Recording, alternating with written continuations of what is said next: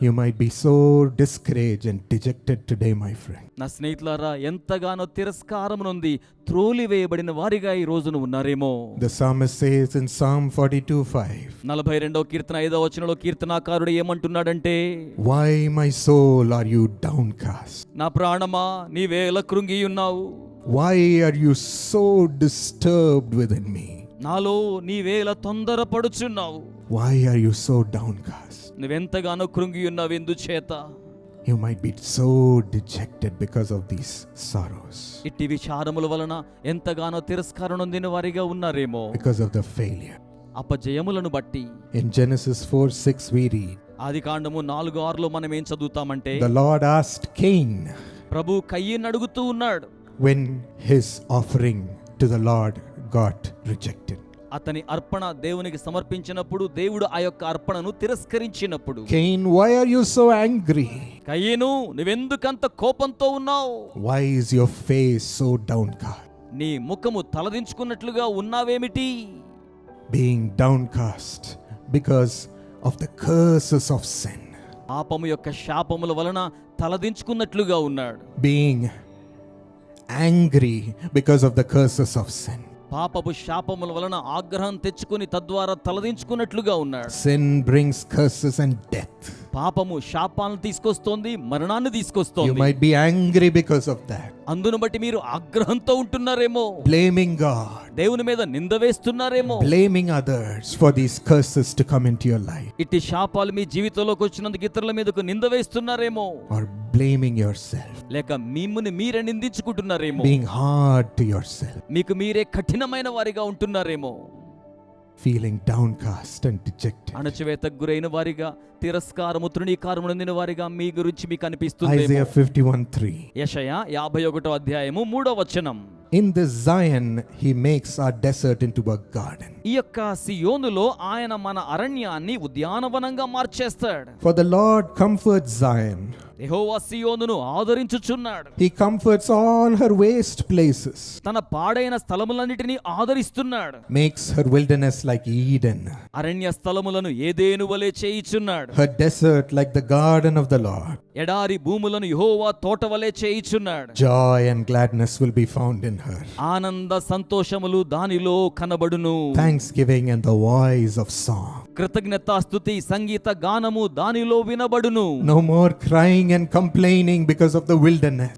అరణ్యాన్ని బట్టి మీద ఫిర్యాదులు చేయడం, మొర్రపెట్టడం ఇక ఉండదు. Saying, I have lost everything, I have lost everything. నేను సమస్తాన్ని కోల్పోయానని చెప్పుకోవడం ఇక ఉండదు. It is gone. అది వెళ్ళిపోయింది. No, my friend. లేదు స్నేహితులారా, Gladness and joy. ఆనందము సంతోషము, Thanksgiving and singing. కృతజ్ఞతా స్థితి సంగీత గానము. As the Lord makes your wilderness into a garden of Eden. ప్రభు మీ యొక్క అరణ్యమును ఏదెను తోట వలె చేయునప్పుడు అలాగున జరుగుతోంది. Do you believe the Lord can do it? ప్రభు అలా చేస్తాడని మీరు నమ్ముతున్నారా అండి? He is going to transform your life. ఆయన మీ జీవితాన్ని రూపాంతరపరచనయ్యున్నారు. What a wonderful Father. ఎంత అద్భుతమైన తండ్రి ఆయన. Psalm 133:3 says, 133వ కీర్తన 3వ వచనం ఏం చెప్తుందంటే, It is as if the dew of Hermon were falling on Mount Zion. సియోను కొండల మీదకి దిగవచ్చు హెర్మోను మంచు వలె. For there the Lord bestows his blessing, even life forevermore. ఆశీర్వాదమును శాశ్వత జీవమును అక్కడ ఉండవలనని యెహోవా సెలవిచ్చి ఆజ్ఞాపించి ఉన్నాడు. On this dwelling place of Zion, ఈ యొక్క సియోనుని వాసస్థలం మీద, from there he bestows his blessing. అక్కడ నుండి ఆయన ఆశీర్వాదాలను కృమ్మరించేవాడై ఉన్నాడు. From there he pronounces life forevermore. అక్కడ నుండి నిరంతరాయమైన జీవాన్ని ఆయన ప్రకటించేవాడై ఉన్నారు. Are you saying that you're struggling today, my friend? నా స్నేహితులారా, ఈ రోజున బాధపడుతున్నాము అన్నట్టుగా చెప్పుకుంటున్నారా? Your life is in wilderness today, ఈ రోజున మీ జీవితం అరణ్యంలో ఉన్నట్టుగా ఉన్నదా? not knowing where it is going to go. అది ఎక్కడికి వెళ్ళబోతుందో తెలియడం లేదా? There is a Lord who keeps you as his Zion మిమ్మును తన సియోనుగా చేసుకునే దేవుడు ఒకడున్నాడు. and bestows his blessing from there. ఆయన అక్కడి నుండి తన ఆశీర్వాదం ఆశీర్వాదములను మీ మీద కృమ్మరింప చేయువాడు. and makes your desert into a garden. ఆయన మీ అరణ్యమును తోటవలే చేయువాడు. Receive him today. ఈ రోజున ఆయనను స్వీకరించండి. He knows how to bless you and elevate you to a place of great honor. ఉన్నతమైన ఘనత వహించిన స్థానానికి మిమ్మల్ని ఎలాగున హెచ్చించి ఔన్నత్యాన్ని ఇవ్వాలో ఆయన ఎరిగినవాడు. God will raise you up. దేవుడు మిమ్మును లేవనెత్తుతారు. 1 Peter 2:6 says, మొదటి పేతురు 2:6 ఏమని చెప్తుందంటే, Behold, I am laying in Zion a stone, a cornerstone, chosen and precious. ఇదిగో ప్రశస్తమైన లేక అమూల్యమైన మూల రాతిని పునాది రాయిని నేను సియోనులో వేసి ఉన్నాను. Whoever believes in him will not be put to shame. ఆయన యందు విశ్వాసముంచువాడు సిగ్గుపరచబడడు. Jesus is going to become your cornerstone, being the rock of your life. యేసు మీ జీవితానికి రాతి బండగా మూల పునాది రాయిగా ఉండనయ్యున్నారు. God is going to become so close to you, దేవుడు మీకు అత్యంత సమీపస్తునిగా ఉండనయ్యున్నాడు. so attached to you. నీకు అత్యంత సన్నిహితునిగా You're ఉండనయ్యున్నాడు. going to feel his wonderful presence. ఆయన అద్భుతమైన సాన్నిధ్యాన్ని మీరు అనుభూతి చెందగలుగుతారు. Even while reading the word of God, you're going to feel his great presence, వాక్య పఠనం చేయిచూ ఉన్నప్పుడు కూడా దేవుని గొప్ప సాన్నిధ్యాన్ని మీరు అనుభూతి చెందుతారు. guiding you and leading you మీకు దిశానిర్దేశం చేస్తారు. ఆయన మిమ్మును నడిపిస్తారు. in every part of your life, guiding you. మీ జీవితంలో ప్రతి భాగములో ఆయన మీకు దిశానిర్దేశం The చేస్తారు. cornerstone for all your decisions, మీ యొక్క నిర్ణయాలన్నిటికీ ఆయనే మూలరాయిగా ఉంటారు. for all your life choices, మీ యొక్క జీవిత ఎంపికలన్నిటి విషయాల్లో కూడా leading you himself.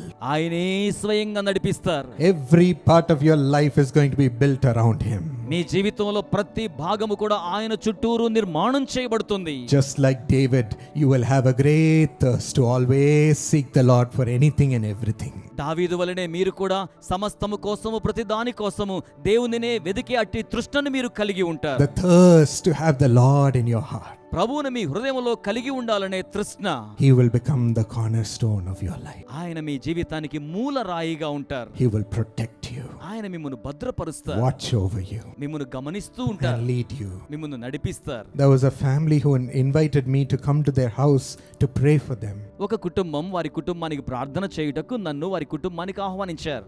I had dinner with them, నేను వారితో కలిసి భోజనం చేశాను. and I thought they'll ask me to pray for a huge list of problems. That's why they have invited me. చాలా పెద్ద లిస్టు సమస్యలని రాసి ప్రార్థన చేయమని కోరడానికి పిలిచారేమో అనుకున్నాను. But I asked them what I should pray for. కానీ నేను అడిగాను, మీ నిమిత్తం ఏం ప్రార్థించాలి? They said, మరేం చెప్పారంటే, we have one request, brother. ఒకే విన్నపం సోదరుడా, We want Jesus to walk in our family, to walk in our home with us. యేసు మాతో కూడా మా యొక్క నివాస గృహంలో మా కుటుంబంలో సంచరిస్తూ ఉండాలి అని అడిగారు. We want to feel his peace and his presence with us always. ఎల్లవేళలా ఆయన శాంతిని ఆయన సాన్నిధ్యాన్ని మేము అనుభూతి చెందుతూ ఉండాలి. That is enough for us.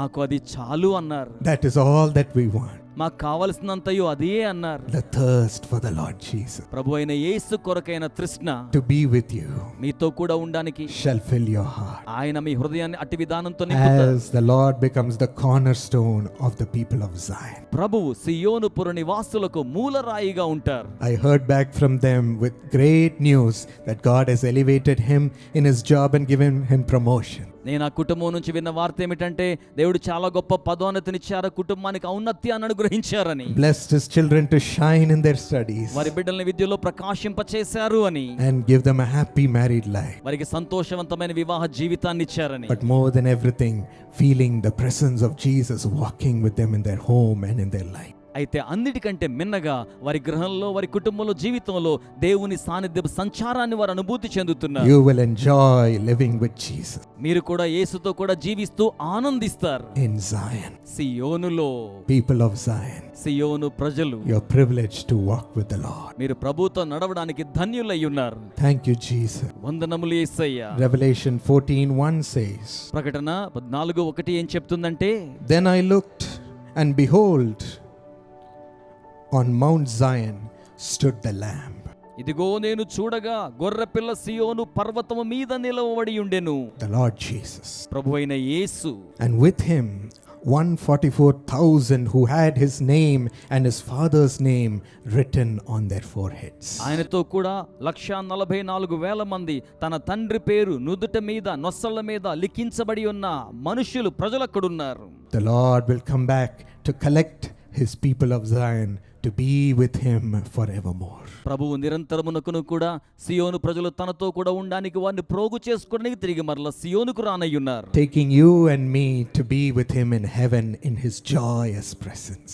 మిమ్మును నన్ను తన సంతోషకరమైన సాన్నిధ్యంలో తనతో కూడా ఉంచబడులాగున తీసుకుని వెళ్ళడం కోసమే. That's the privilege given to the people of Zion, అటువంటి ధన్యత సియోను ప్రజలకు అనుగ్రహించబడింది. who have chosen the Lord himself to be their cornerstone. ప్రభువే వారి మూలరాయిగా ఉండడానికి వారి ప్రభువుని ఎంపిక చేసుకున్నారు. He will make his face shine upon you from today. ఈ రోజు నుంచి ఆయన తన ముఖాన్ని మీ మీద ప్రకాశింప చేస్తారు. His glory is rising upon you right now. ఆయన మహిమ ఇప్పుడే మీ మీద ఉదయించుచు ఉన్నది. A new spirit, the spirit of God is coming to empower you, నూతనమైన ఆత్మ, దేవుని ఆత్మ మిమ్మల్ని శక్తివంతులుగా చేయడకొచ్చేస్తోంది. making you the people of God, మిమ్మల్ని దేవుని ప్రజలుగా చేయుటకే, watering your life to become a garden, మీ జీవితాన్ని ఉద్యానవనములా ఉంచడానికి నీరు కడుతోంది. redeemed by the Lord with salvation, రక్షణ చేత ప్రభువు వలన విమోచించబడిన వారిగా ఉంచుటకే, prospering in the hand of God. దేవుని హస్తములలో వర్ధిల్లింప చేయుటకే.